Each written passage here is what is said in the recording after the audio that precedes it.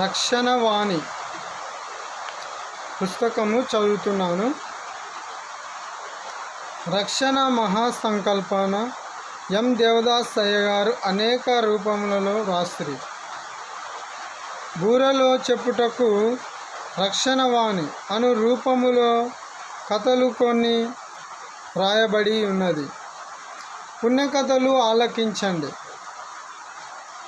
పుణ్యకథలు ఆలకించండి, దేశీయులారా పుణ్యకథలు ఆలకించండి. పుణ్యకథలు విన్న ఎడల పోవును మీ పాపరాశి. నాణ్యమైన దేవవాకు నరులను రక్షించు వాకు. ఆలకించు చెవులనిచ్చాను, దేవాది దేవుడు ఆలకించు శక్తినిచ్చాను. ఆలకించు తెలివి కలిగి అన్నీ పరీక్ష చేయు వాళ్ళు తెలిసి దైవ సత్యము బయలుపడును పూర్తిగాను.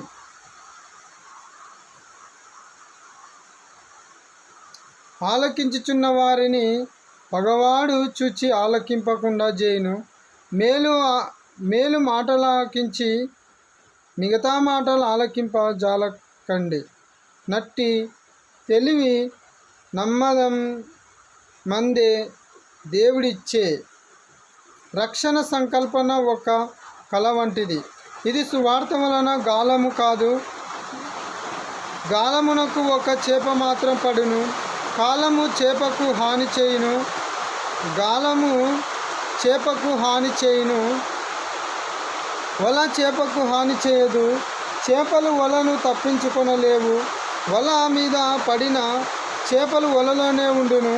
సువార్త వల్ల జాలరుల వల కంటే పెద్దది. అది అన్ని దేశములో అన్ని కాలములలో ఒక్కొక్కరి మీద వేయబడుచున్నది. రక్షణ సంకల్పన వలన వేయబడిన దాన్ని వర్తమానము దాటి వెళ్ళిపోలేదు. ఇది భూలోకమందటి మీద పరచిన ఇంకా బలపరచబడుచున్న వల. ఇది పాతాళమంతా లోతుగా దిగే వల, అన్ని కాలాల వల, అన్ని స్థలాల వల, అందరినీ వల. ఈ రక్షణ సంకల్పన వార్త విన్న ఆత్మ మానవాత్మ ఒక మిష చెప్పి తీర్పు తప్పించుకోగలదా? విన్న తర్వాత నమ్మగలిగితే రక్షణ తప్పించుకోగలదా? అందరూ రక్షణ తెలుసుకుంటే ఈ వల అల్లబడి ఉన్నది. రక్షణ బల్ల, శరీరాత్మల రక్షణ బల్ల. ఈ బల్ల మీద దేవుడు అమర్చి పెట్టి మానవులందరికీ చూపించు వస్తు సముదాయము ఏదనగా పరలోకం, దేవదూతల సమూహం, ఆకాశము, భూలోకము, బైబిల్ మిషనును బోధించు మత సంఘములు లేక భక్తుల సంఘము, కుమార స్వరూపము, పరిశుద్ధాత్మ కుమ్మరింపు, సన్నిధిని ప్రశ్నించి దేవునిని అడిగి తెలుసుకొనవలసిన సన్నిధి, పరిచర్యము రాబోవు కాలమందు కలగబోవు సౌఖ్యములు మొదలగునవి. సమస్తము సిద్ధముగా ఉన్నది, రండి అనునది దేవుని పిలుపై ఉన్నది. ఎరిగి తప్పించుకొనవలెనని ప్రయత్నించి చేపలు వలలోనే పడును. వలకు చినుగును ఉంటే తప్పించుకొని పోవును. అలాగే రక్షణ వలను తప్పించుకొని పోలేరు. బోధలో లోటులున్నా సరిగా లేకపోయినా తప్పించుకొని పోవుదురు. ఉపోద్ఘాతము, బూర, ప్రసంగ ధోరణి. భయపడరాదు, మేము చెప్పినది సంతోషకరమైన వార్త. ఈ మారధ్వని విని భయపడకండి. ఎక్కడికి వారక్కడే ఉండి వినండి. అందరికీ వినబడినది. అరుగుల మీదనున్న, వాకిట్లోనున్న, వీధిలో ఉన్న, పొలాలకు వెళ్ళు దారిలోనున్న, నూతి వద్ద ఉన్న, బడిలో ఉన్న, సందులో ఉన్న, ఇంటిలో తలుపులు వేసుకొని కిటికీలు వేసుకున్న వినబడును. వినండి వినండి వినండి, పని చేసుకుంటున్న వినబడును. దీక్ష మాత్రము దీని మీద ఉన్న చాలు, ఏ విధము చేతనైనా వినబడుతుంది. సప్పిడి చేయకుండా వినినా వినబడును. ఒకరికి చెవులు మూసుకొన్న వినబడిందంట. మర మీద దేవుని దీవెన ఉన్నది. పాట. భయపడరాదు జనాంగమా, భయపడరాదు, మిమ్మును భయపెట్టరాలేదు. దయతో దీనిని విని దలంచుకొనండి. బ్రతుకుదెరుగు వైనట్టి పాటలు మతికి వినోదమైన కథను ఆలకించండి. అదరిపోరాదు మరియు బెదరిపోరాదు. పదిలముగా విని మదిని ధ్యానించుడి. దేవునికి ప్రార్థన చేయుచున్నాం, వినండి. ఓ దేవా, సర్వలోకములను మా కొరకు సృష్టించిన దేవా, నీకు స్తోత్రములు. మమ్మలను నీ కొరకు కలగజేసుకున్న దేవా తండ్రి, నీకు అనేక వందనములు. పాపులమైన మా మేలు ఆలోచించి మా రక్షణ సంకల్పమును మాకొక నూతన సృష్టిక దానముగా అమర్చి నందుకు నీకు అనంత స్థుతులు సమర్పించుచు ఉన్నాం. ఈ గొప్ప విషయము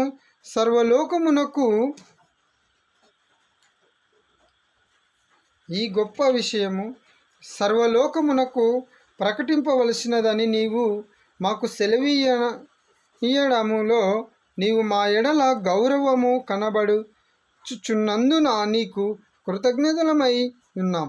ఎన్నడూను పాపము చేయని దేవదూతలు చేయవలసిన ఈ రక్షణ బోధ సేవ మాకు అప్పగించినందులకు మాకెంతో ఆశ్చర్యముగానున్నది గనుక నీకెన్నో నమస్కారములు. ఈ సేవ మేము నీ ముఖమును చూచి సర్వ జనుల రక్షణ ఆలోచించుకొని మహా వినయముతోనూ సేవ వర్ధిల్లును గొప్ప నిరీక్షణతోనూ సాగించుటకు కృప దయచేయమని ప్రభువు యేసు ద్వారా వేడుకొంచున్నాం. ఆమేన్. దేశీయులారా, మీ దేశస్థులమైన మేము చెప్పుచున్న మాట వినండి. మేము అనుభవించిన సంగతులు మీ ఉపయోగార్థమై చెప్పువచ్చినాము, వినండి. సహమానవులారా, మన మానవుల నిమిత్తము దేవుడు సంకల్పించిన కథ వినిపింతుము, వినండి. ఇది పుణ్యకథ, దేవుని వాక్యములు. వినవలసిన బాలురారా, వినండి. మేము మీకు వేళ పరిశుద్ధమైన ఒక కథ చెప్పేదాం. ఈ కథ వినువారు మహాధన్యులవుదురు. వినదగు నెవరు చెప్పినా వినినంతనే వేగపడక వివరింపదగును. కనికల్ల నిజము తెలిసిన మనుజుడే పో నీతిపరుడు మహిళో సుమతి. ఎవరు చెప్పినా మొదట వినవలెను, తర్వాత పరీక్షింపవలెను. ఆ తర్వాత మంచిదాన్ని తోచిన చేయవలెను. వినినదే వద్దు అని అనకూడదు. విననిదే వద్దు అని అనకూడదు. వద్దు అనున్నది కావలసినది వినక ముందు ఎట్లు తెలియను? ఈ కథ ఆదివారలో మీరు విన్నా నేను చెప్పుట వినలేదు కదా, గనుక వినండి. ఈ కథ లోకములు పుట్టక మునిపే మొదలుపెట్టినది. ఇప్పుడు ఇంకా జరుగుచూనే ఉన్నది. ఇప్పుడున్న లోకము అంతమాయ వరకు జరుగుచూనే ఉండును.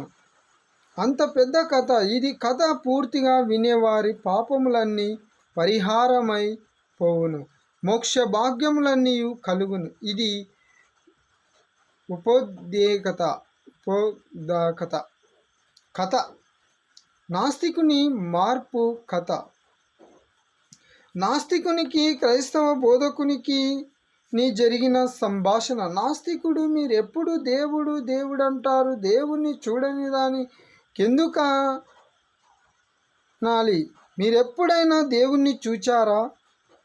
బోధకుడు, దేవుడు ఉన్నాడని మేము చెప్పుచూ ఉండగా నమ్మని మీరు దేవుణ్ణి చూచాము అని అంటే మాత్రము నమ్ముతారా? ఏమి నాస్తికి రుజువుపరిస్తే నమ్మకేమి? చూచాము అని అంటే ఎందుకు నమ్మాను? బోధ. ఇప్పుడే మీకు బోధపరుస్తాను, నేను చెప్పినట్లు చేయండి. ఇద్దరు సరే సరే అనుకున్నారు. నాస్తికుడు, ఏమి చేయమంటారు? బోధ, నేను మోకరిస్తాను, మీరు కూడా మోకరించండి. నాస్తికుడు, ఎవరి ఎదుట మోకరించడము? బోధ, దేవుని ఎదుట. నాస్తికుడు, సరిలే, దేవుడనేవాడు లేడు అంటూ ఉండగా నన్ను దేవుని ఎదుట మోకరించమంటారా? మహా బాగా ఉన్నది. బోధ, మీకు రుజువు కావాలేను కదా. మోకరించకపోతే రుజువు ఎలాగూ దొరుకుతుంది? ఎలాగైతేనేమి? చెప్పగా అతడు మోకరించను. బోధ, ఇప్పుడు కళ్ళు మూసుకొనండి. నాస్తి, ఇది మరి బాగున్నది. దేవుడున్నాడని నమ్మకం లేనిదే కళ్ళు ఎలాగూ మూసుకుంటారు? మీ క్రైస్తవులు చేసినట్లు బోధ. అయ్యా నేను చెప్పినట్లు చెయ్యండి, మీకేమి నష్టం లేదుగా. తుదకు కళ్ళు మూసుకోవడము వరకు వచ్చింది కథ. ఆ తర్వాత ఏమి జరిగిందంటారా? బోధ, అయ్యా నేను చెప్పే మాటలు మీరు కూడా చెప్పండి. నాస్తి, ఏమి మాటలేమిటవి? బోధ, దేవా, పాపినైనా నన్ను కరుణించుము అని నేర్పబోయాను. నాస్తి, బాగా చెప్పినారు. నేను అనను, దేవుడున్నాడని నాకు తోచడము లేనిదే దేవా అని ఎలాగంటానయ్యా? బోధ, అయ్యా మీరీ మాట లానండి అంటే మీదేమి పోయింది? హాని లేదుగా. దేవుడుంటే తప్పక బయలుపడును, లేకపోతే లేనే లేదు. ఉంటే మీకేమి స్వయముగా తెలుస్తుంది, లేకపోతే తగాదా లేదు, అప్పుడు అనడము మానివేయవచ్చును. నాస్తి, సరే అంటానులేండి, ఆ మాట తిరిగి చెప్పండి.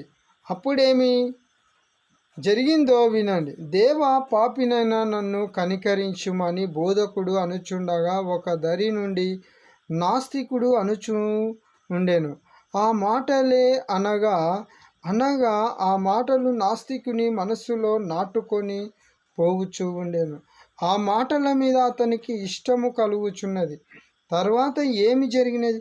బోధకుడు అనడము అవసరము లేకుండా ఆ నాస్తికుడు స్వయముగా అనడము మొదలుపెట్టెను. తనకు తానే కొంతసేపు అనిన తర్వాత అతనిలో వణుకు పుట్టినది. ఎందుకనగా అప్పటికే దేవుడున్నాడను నమ్మకము అతనిలో పుట్టెను. ఉన్న దేవునిని లేడు అన్నాను గదా, ఇన్నాళ్ళ నుండి అనే విచారము కూడా అతని మనస్సులో కలిగెను. అప్పుడు ఆ నాస్తికుడు, దేవా, పాపినైనా నన్ను కనికరించుము అని పెద్ద కేక వేసెను.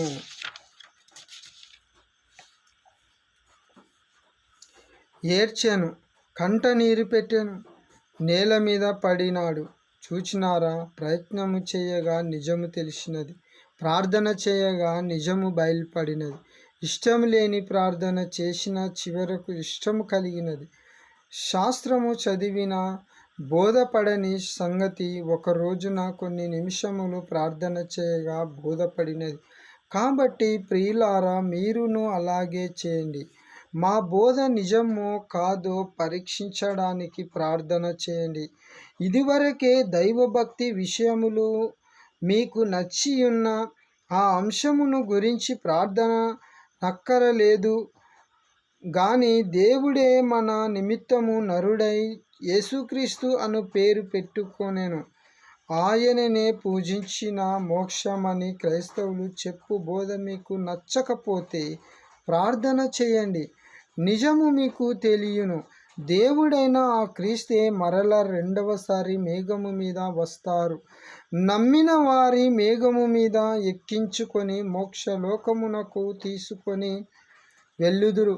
కాబట్టి ఆఖరు మాట దేవుడనే ఒకాయన ఉన్నాడనియు ఆ దేవుడు మనలను రక్షించుటకు మనిషి అయి జన్మించినాడనియు యేసుక్రీస్తు అను పేరు పెట్టుకున్నాడనియు ఆయనను నమ్ముకున్న మోక్షమనియు ఆయనే ఇప్పుడు బహు త్వరలో వచ్చుచున్నాడనియు మీకు అర్థము కాకపోయినా ప్రార్థించండి, అర్థమగును చేస్తారు. నాస్తికుడు చేసినాడు గదా, మీరును చేయలేరా? చేయండి. అట్లు చేయగల శక్తి దేవుడు మీకు అనుగ్రహించును గాక. దేవదూషణ కూడదు. దేశీయులారా, మహాముఖ్యమైన విషయం ఒకటి జ్ఞానము చేయుచున్నాము. అదేమనగా దేవుని యొక్క లక్షణముల గురించి, అనగా ఆయన స్వభావం గురించి మనకు దురాభిప్రాయం ఉండకూడదు. ఒక తల్లి ఒకే కుమారుడు అతనికి యుక్త వయస్సు వచ్చినప్పటికీ ఏదో ఒక జబ్బు వలన మరణించను. అప్పుడు ఆ తల్లి, నా కుమారుడు ఉండుట చూచి దేవుడు ఓర్వలేక చంపివేసినాడు అని ఏడ్చెను. దేవుడు ఓర్చలేనివాడా? ఆయనకు ఓర్చలేని గుణమున్నదా? తల్లి అలాగూ అనుకొనవచ్చునా? అట్లు అనుకొనుట ఏ దేవదూషణ? కుమారుని ఇచ్చిన దేవునికి అసూయ గిట్టని తనము ఉండునా? మనమెప్పుడూనూ దేవుని గురించి చెడు అభిప్రాయము కలిగి ఉండకూడదు. ఇది గొప్ప పాపమని చాలామందికి తెలియదు. ఆ కొడుకు పొరపాటులో పడి జబ్బు వలన చనిపోయెను. దేవుడు చెప్పినాడని ఎందుకు నింద మోపవలెను? తన కుమారుని పైన నేరము చేయాలిగాని ఒకరు నేరము చేసిన మరొకరి మీద మోపుట నేరము కాదా? నేరము లేని దేవుని మీద మోపుట మరి నేరము కాదా? అట్లు చేయుట తప్పు అని మనిషికి తెలియట లేదు. మరి యొక్క సంగతి, మనుషులు ఒకరినొకరు కొట్టుకొని చంపుకొనుచు ఉన్నారు. కొట్టుకొని వారిని దేవుడు ఆపు చేయకూడదా? మనిషిని దేవుడే పుట్టించను గదా, మనిషి దేవునికి కుమారుడు గదా. అలాగూ చంపుచున్నప్పుడు దేవుడు ఎందుకు ఊరుకొన్నాడు? దేవునికి మనిషి అన్న లెక్కలేదు అని కొందరు దేవుని దూషించుచు ఉన్నారు. దేవుడు ఊరుకొనక ఏమి చేయవలెను? కొట్టవచ్చిన మనిషిని వలన దేవుడు న్యాయస్థుడు. ఆ చంపిన మనిషిని శిక్షించును, అధికారుల చేత శిక్ష వేయించును. ఆ నరహంతకుని సంగతి ఒకవేళ అధికారులకు తెలియని ఎడల దేవుడు అతనిని ఏదో విధముగా శిక్షించును. అతడు జబ్బు వలన ఘోరముగా చనిపోవును. అతడు దగ్గరనున్న వారికి, నేను పలాని మనిషిని చంపినాను, అందుకే ఈ శిక్ష అని చెప్పి విలపించుచు చనిపోవును. గనుక దేవుడు ఊరుకొన్నాడని మనము తలంచకూడదు. ఆ నరహంతకునికి ఈ లోకంలో శిక్ష లేకపోయినా నరకలోకములోనైనను శిక్ష వచ్చును. ఆ నరహంతకునికి ఆ మనిషిని చంపిన తర్వాత అతని మనస్సులో గొప్ప నరకముండును. ఎక్కడనూ లేని ఏదో వేదన బ్రతికినంత కాలము పీడింపబడును. ఇది శిక్ష కాదా? ఆ మనిషిని చంపినప్పుడు దేవుడు ఎందుకు ఊరుకొన్నాడని ప్రశ్నించిన దేవుడు అన్యాయస్తుడని దేవుణ్ణి దూషించినట్లే, దేవుడు న్యాయము స్వభావము గలవాడు. ఆయన అన్యాయము ఎప్పుడునూ చేయడు. మనము ఆయనను గ్రహింపలేక అన్యాయస్తుడని చెడు కార్యములు జరిగించున్నప్పుడు ఊరుకొనుచున్నాడని అందుము. దేవుడు దయగలవాడు గనుక మనిషి తన దుర్గుణము తనంతట తాను తెలుసుకొనుటకు ఎక్కువ సమయమిచ్చును. ఇంకొక సంగతి, మూడవది, కొందరు దేవుని మరొక విధముగా దూషించుచూ ఉన్నారు. మనిషిని పుట్టించుట, తర్వాత అనేక కష్టములు పాలు చేయుట, తుదకు చంపివేయుట, ఇదంతా ఒక తంతులాగా ఉన్నది. ఎందుకు పుట్టించుట? మనిషి పాపము చేయుచుండగా ఎందుకు ఊరుకొనుట అనుచు ఉన్నారు. ఇది కూడా దేవదూషణయే. ఎందుకనగా ఎందుకు పుట్టించవలెనో, ఎందుకు ఊరుకొనవలెనో, ఎందుకు చావనివ్వవలెనో మనకేమి తెలియను? ఆయన జ్ఞానము కన్నా మన జ్ఞానము మహా ఎక్కువ. ఏమిటి? జ్ఞానము గలవానికి ఒక క్రమమున్నదని మనకు తెలియను. జ్ఞానము గల మనిషి ఒక క్రమమును అనుసరించి పనుల చేయునని మనకు తెలియను. జ్ఞానము గలవాడు ఏది పడితే అది చేయడు, ఎప్పుడు పడితే అప్పుడు చేయడు, ఎక్కడ పడితే అక్కడ చేయడు. అతడు చేయు ప్రతి పనికి క్రమముండును. దేవునికి క్రమముండుదా? ఆయనకే ఎక్కువ క్రమము. గనుక ఆయన చేయుచున్నవన్నీ చూచి మనము ఆక్షేపించకూడదు. ఆయన కష్టాల పాలు చేయుట, జబ్బులు పంపుట, చంపుట అవి దేవుని పనులా? అవి దేవుడు చేయుచున్నాడా? అయ్యో, అలాగనుట ఎంత పాపము! మీ బిడ్డల మీదికి మీరు జబ్బు పంపుదురా?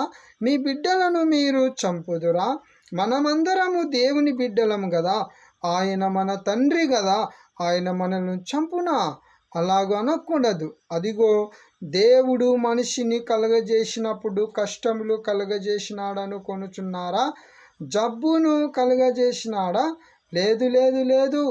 చావు కలగజేసినాడా? లేదు. ఇవన్నీ సైతాను వల్ల వచ్చినవే.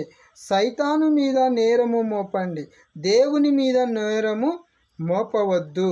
సైతాను మాట విని మనిషి చిక్కులో పడుచు ఉన్నాడు. మనిషిని అనండి, దేవునిని అనవద్దు. 4వది, ఇంకా కొందరు ఇంకొక ప్రశ్న వేయుచున్నారు. ఆ సైతానుకు దేవుడు ఆ దుర్బుద్ధి పుట్టకుండా చేయలేకపోయినాడా అని దేవుణ్ణి దూషించుచు ఉన్నారు. మనిషి పాపము చేయనప్పుడు దేవుడు వచ్చి ఆపు చేసిన మనిషి పాపము మానివేయును. పాపము మానివేయడము దేవుడు ఆపు చేసినాడు గనుక పాపము మనిషి మానివేయును. లేకపోయినా మానునా? దేవుడు ఏమి కోరుచున్నాడు? దేవుడు ఆపు చేయకుండా మనిషి తనంతట తాను ఆపు మానివేయవలెనని దేవుడు కోరుచున్నాడు. మనిషి తన స్వంత కష్ట ప్రకారము దేవునిని పూజింపవలెను. ఇదే దేవుని కోరిక. పాపము మనము నామట వినుము, నన్ను పూజించుము అని దేవుడన్న మనిషి చేయిన, ఒకవేళ చేసినను అది బలవంతపు సేవ గాని ఇష్టానుసారమైన సేవ కాదు కదా. బలవంతముగా దేవుడు అది ఆపు చేయలదు, అది ఆపు చేయలేదు అని మనము దేవుని మీద నేరము లెంచకూడదు. 5వది, మరికొందరు ఇలాగనుచున్నారు, త్రవ్వనెలా పూడ్చనెలా? దేవుడు మనిషిని ఎందుకు కలుగజేయవలెను?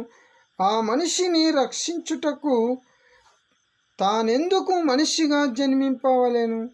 సిలువ మ్రాను మీద ఎందుకు చావవలెను? ఎందుకు వచ్చిన తిప్పలివన్నీ? అస్సలు మనిషిని పుట్టించకుండా ఉండకపోయినాడా అని కొందరు ఆయన పనిని అపేక్షిస్తున్నారు. దేవుడు జీవమై ఉన్నాడు. జీవము గలవాడు ఏ పని చేయకుండా, ఆలోచించకుండా, కదలకుండా, మెదలకుండా ఉండగలడా? ఆ పని ఈ పని చేయకుండా నుండగలడా? దేవుడు జీవము గలవాడు గనుక మనకు తోడుగా నుండుటకు దేవదూతలను చేసెను. మనము నివసించుటకు భూమిని చేసెను. మనకు దీపములుగా నుండు సూర్యచంద్ర నక్షత్రములను చేసెను. తుదకు మనుషులను చేశాను. ఎందుకు చేసినాడు? జీవము గలవాడు గనుక తాను చేసిన మనిషి చెడిపోయినాడు గనుక అప్పుడేమి చేయవలెను? బాగు చేయుటకు తానే మనిషిగా వచ్చెను, రక్షించుటకు రావద్దు అంటారా? దేవుడు జీవము గలవాడు గనుక 2 పనులను చేసెను. సమస్తమును మనలను కలగజేయుట మొదటి పని, మరియు మనమును సమస్తమును చెడిపోయినందున బాగు చేయుటకు ఆయనే వచ్చినాడు. ఇది 2వ పని.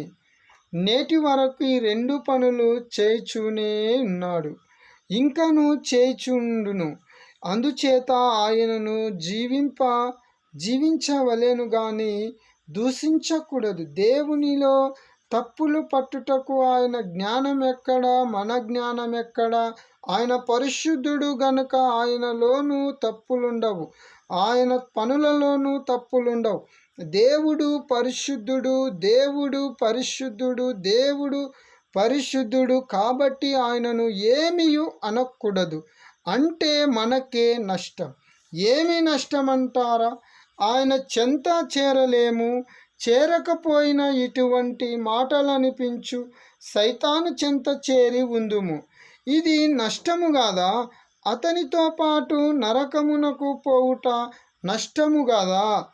ఆరోది, ఇంకా కొందరు ఏమనుచు ఉన్నారు, దేవుడు పాపము చేయించుచు ఉన్నాడు అంటున్నారు. అయ్యో, ఇలాగనుట ఎంత పాపము! దేవుడు పాపము చేయించు వాడైనా పాపాత్ములందరికన్నా దయ్యాలన్నిటికన్నా దేవుడే గొప్ప పాపి. అలాగనుట వలన మనము దేవుని గొప్ప పాపాత్మునిగా చేయించు ఉన్నాం. ఎంత గొప్ప దోషము! ఒకటి జ్ఞాపకం ఉంచుకోనండి, దేవుడు మంచివాడు, ఆయన ఆలోచనలు మంచివి, ఆయన పనులు మంచివి. ఈ మాటలు నమ్మిన మనము కూడా మంచివారం కాగలం, తుదకు ఆయనలో చేరగలం. సుఖింతుము, నిత్యము జీవింతుము. దేవుని దూషించినందున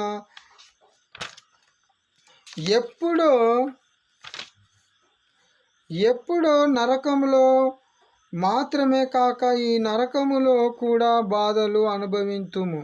అలాగే దేవుణ్ణి మెచ్చుకొనందువలన ఎప్పుడో మోక్షములో మాత్రము కాదు, ఈ లోకములో కూడా సంతోషం అనుభవింతుము. దేవునిని ఆయన పనిని చూచి ఆనందించు మనస్సు కలుగునుగాక. ఏడోది, మరికొందరు ఇంకొక ప్రశ్న వేయుచున్నారు. దేవుడు ఒకరిని భాగ్యవంతులుగా చేయుచున్నాడు, ఒకరిని బీదవారినిగా చేయుచున్నాడు. ఎందుకో మనము అంత బాగుగా చెప్పలేము గాని దేవుడు న్యాయస్థుడు అను మాట మనము జ్ఞాపకం ఉంచుకొనిన ఎడల ఆయన పక్షపాతి అనియు అన్యాయము చేయువాడనియు అనుటకు మనకు నోరు రాదు. ఈ ప్రశ్నకు కొంతవరకు జవాబు చెప్పవలెను, జవాబు అనుకొనవలెను. దేవుడు అన్యాయస్థుడైన పక్షపాతి అయిన చో ఆయన దేవుడెలాగు అగును? అటువంటి వాడని మనము తీరా పనిచేసిన ఎడల తుదకు మనమే తీర్పు నాడు సిగ్గుపడవలసి వచ్చును. గనుకనే తెలియకపోయినా ఊరుకొనవలెను గాని మనము ఇష్టము వచ్చినట్లు అనుకొనరాదు. మరి ఏమియు ఈ ప్రశ్నకు సమాధానము, కష్టపడి పని చేసుకుని వారు ధనికులగుదురు, పని అంటే ఇబ్బంది బద్దకించువారు బీదలగుదురు. కష్టపడి సొమ్ము సంపాదించినను కొందరు సొమ్ము దుబారాగా వాడుకొనందువలన పేదవారగుదురు. దానికి దేవునిని ఏమనగలము? మనకు కావలసినవన్నీ దేవుడు భూలోకంలో అమర్చి ఉంచెను. మనము బీదవారము, కావలసిన పనులే లేదు. మన తండ్రి భాగ్యవంతుడు. మన తండ్రి కలుగజేసినంత భాగ్యమే మనము బీదవారమగుటకు ఆయన ఏమీయు చేయడము లేదు. మనము భాగ్యవంతులము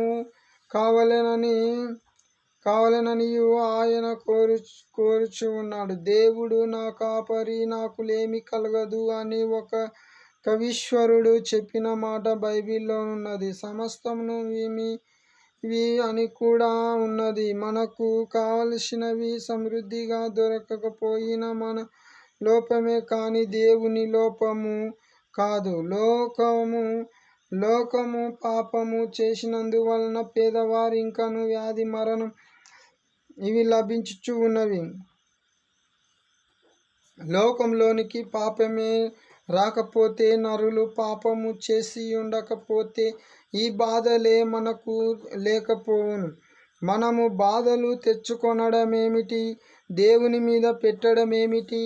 మనము దేవుని మీద మోపు నేరములు చాలా గలవు. మోసిన కొలది మన నేరముల మోపు ఎక్కువగుచున్నది. గనుక దేవుడు స్వయంగా చేయు పనులను చూచి మనము సంతోషించవలసినదే గాని మనకు అర్థమగుట లేదని చెప్పి ఆయన పనులలో తప్పులు పట్టకూడదు. కీడు జరుగుచున్నప్పుడు ఆయన చున్నందుకు మనము తప్పులు మోపకుండా ఊరుకొనవలసినదే. ఆయనపై తప్పులు మోపుట మనకు న్యాయం కాదు, శుభము కాదు. మనలో ఉన్న మంచితనమును వృద్ధి చేయుటకు దేవుడు ఒకానొకప్పుడు కష్టములు రానిచ్చును గనుక ఆనందించవలెను. అట్లు ఆనందించు శక్తి మీకు కలుగునుగాక. 8. పాపము మానివేయవలెనని ఉంటే దేవుని ప్రార్థించండి, అప్పుడు మానివేయుటకు శక్తి కలుగును. పాపము మానివేయగలరు. దేవుని పూజించవలెనని ఉంటే దేవుని ప్రార్థించండి, అప్పుడు పూజించు శక్తి కలుగును. పూజించగలరు. ఏమి కోరినా ఇవ్వగలిగిన దేవుడు మన ప్రార్థనలను వినుట ఆయనకెంతో ఇష్టము. గాని నీరు, భూమి, చెట్లు, ఎండ, వెన్నెల ఇవ్వని మనము ఆగడక ముందే పుట్టక ముందే కలుగజేసినాడు గదా. మనలను కష్టాల పాలు చేయిన మనకు ఉపకారం చేసిన దేవునిని అపకారినిగా భావించవచ్చునా?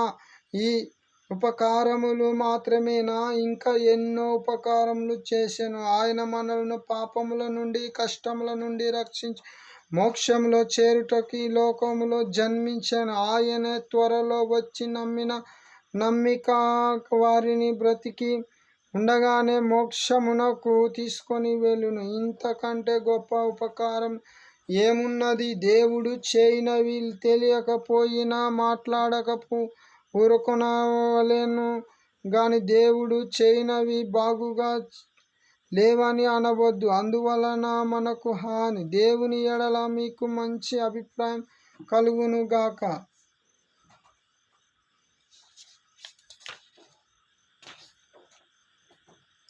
అనాది.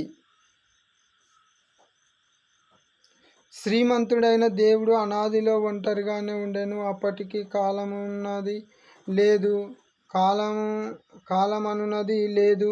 ఎండాకాలము, వర్షాకాలం, శీతాకాలము అను కాలములు లేవు. అలాగే వర్ష ఋతువులు, శరదృ ఋతువులు, హేమంత ఋతువులు, శిశిర ఋతువులు, వసంత ఋతువులు, గ్రీష్మ ఋతువులను ఋతువులు లేవు. అలాగే కృతయుగము, త్రేతాయుగము, ద్వాపర యుగము, కలియుగము అనునవి కలిగి ఉండలేదు. మరియు లోకములు గాని నరులు గాని లేరు. మరియు దేవదూతలు లేకముందు మనలను పాపములో పడవేయు సాతానుడు వాని అనుచరులు లేకముందు అనాది కాలము నరులమైన మనకు జీవనాధారమైన గాలి, ఆకాశము, సూర్య చంద్ర నక్షత్రములు లేకముందు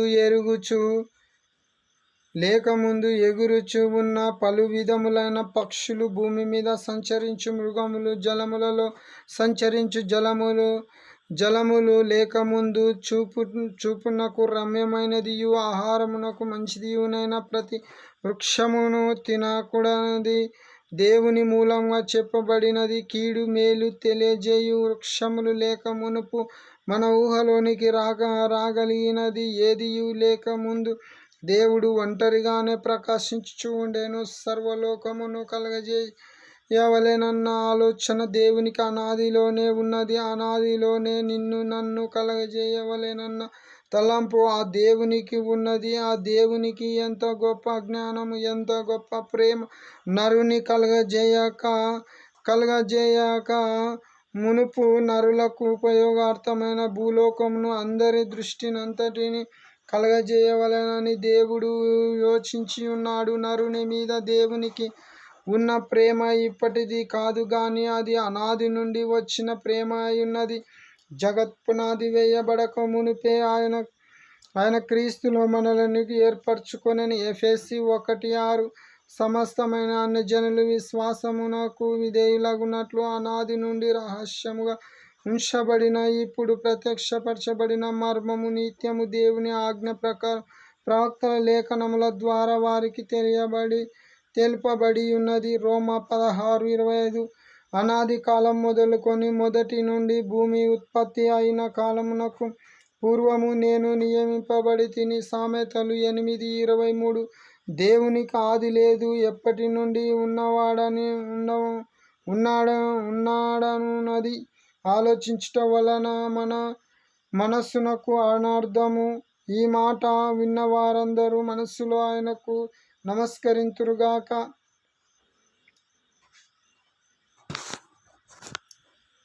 అనాది లక్షణముల మహాసభ. దేవుని లక్షణములు. ఒకటోది, ఆది లేనివాడు, ఆయనను ఎవరునూ కలగజేయలేదు. ఆయన అంతటా ఆయననే ఉన్నాడు, సృష్టింపబడకుండా ఉన్నవాడు గనుక ఆయన ముందే ఉండి మన కథలన్నీ చూస్తూ మనకు కావలసిన ఏర్పాట్లన్నీ చేయించు ఉన్నాడు గనుక వందనములు. రెండోది, అంతము లేనివాడు, అనంత దేవుడు అనగా ఎల్లప్పుడూ ఉండగల దేవుడు. ఆయన అంతము లేనివాడు గనుక అంతము లేని తన దగ్గర అంతము లేనంత కాలము మనలను తన దగ్గర ఉంచుకొనును గాని నాశనము చేయడు. స్థలము కాని స్థలములో, కాలములు కాని కాలములో ఆయన వద్ద నిత్యము మనము ఉందుము. ఆయన నన్ను ఆనందము తన సన్నిధిలో ఉండనిచ్చును గనుక స్తోత్రం. ప్రేమ. మూడోది, ప్రేమ. దేవుడు ముగ్గురుగా త్రిత్వము నుండక పోయిన దేవుని ప్రేమించుట ఉండదు. జీవరాశులు ఒకదానినొకటి ప్రేమించుట దేవుని ప్రేమను బట్టియే. మనుషులు కూడా ఒకరినొకరు ప్రేమించుకొనుట కూడా ఆయన ప్రేమే. భూలోకంలో తల్లిదండ్రులు బిడ్డలను ప్రేమించుట కన్నా దేవుడు మానవులను ఎంతో ఎక్కువ ప్రేమించుచు ఉన్నాడు. ఆయన ఎల్లప్పుడూ ప్రేమగానే ఉండును. నన్ను కలుగజేసిన వాడు నన్ను ప్రేమించకపోతే ఇంకేమి చేయును? దేవుని ప్రేమను బట్టి మానవులను కావలసిన సదుపాయములన్నీ ఆలోచించి చేసినాడు. ప్రేమను బట్టి మనలను సహించుచున్నాడు, ప్రేమను బట్టి శిక్షించుచున్నాడు. పాపములు జ్ఞాపకము చేసుకొనను అన్నాడు గనుక నూతులు. నాలుగోది, పరిశుద్ధత. దేవుడు ఎప్పుడునూ పొరపాటు చేయనేరడు. సమస్త సృష్టిని మానవుని పరిశుద్ధముగానే కలగజేసెను. పాపము ప్రవేశమును బట్టి పరిశుద్ధత మానవునికి కలిగినను. దేవుని పరిశుద్ధతను బట్టి మరల మానవునికి దయచేయుచున్నాడు. లోకములో పాపమున్నను పరిశుద్ధత కూడా ఉన్నది. వర్షజలములలో, కాలములలో, పండ్లలో పరిశుద్ధత కనబడుచున్నది. పరిశుద్ధుడగుచున్న మానవుని ఒకరి నుండి పరిశుద్ధి చేయుచుండుట ఆయన యొక్క స్వభావము గనుక నీకు స్తోత్రములు. ఐదవది, సర్వశక్తి. ఏది పడితే అది చేయగలడు, ఆయన చేయలేని పని లేదు. అయితే పాపము ఆసక్తి అయి ఉన్నది గనుక దేవునికి ఆసక్తి లేదు. దేవుడు సర్వశక్తిమంతుడు గనుక మానవులకు, జీవరాశులకు శక్తినిచ్చెను గనుక నడవగలరు, పనిచేయగలరు. మానవుని విషయంలో కష్టమైన పని అయినను అసాధ్యమైన పని అయినను చేయగలడు. నాకేమి తెచ్చిపెట్టుమని కోరినను అది ఇచ్చును, నేను తేలేను అని అనడు. ఏది చేయమన్నా చేయలేను అనడు. తండ్రి పడిపోయినను లేవనెత్తుము అని లేవనెత్తలేనప్పుడు ఎవరైనాను నాకు శక్తి లేదు ప్రభు అన్న ఎడల నా శక్తి ఉన్నది కదా, లేదని ఎందుకంటావు అనును. నీకు స్తుతులు.